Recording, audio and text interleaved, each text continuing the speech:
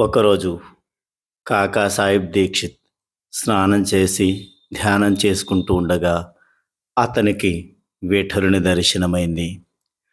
తర్వాత అతడు మసీదుకి వెళ్ళగానే, నీకు విఠల్ పాటిల్ సాక్షాత్కరించలేదా? అతడిట్టే తప్పించుకుపోతాడు, జాగ్రత్త.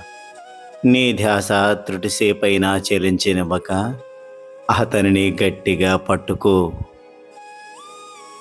అన్నారు బాబా. ఇది జరిగింది ఉదయమే. మధ్యాహ్నమయ్యేసరికి ఆ విఠల దర్శనానికి సంబంధించిన మరొక విషయం లభించింది. ఎక్కడి నుండో విఠలుని చిత్రపటాలు అమ్ముకోవడానికి ఒక వ్యక్తి షిరిడీకి వచ్చాడు.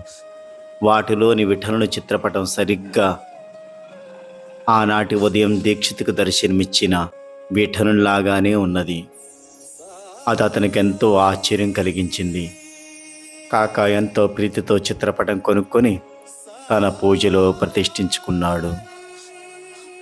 బాబా చెప్పినట్టుగా చేయడం ద్వారా అతని జన్మ ధన్యమైంది.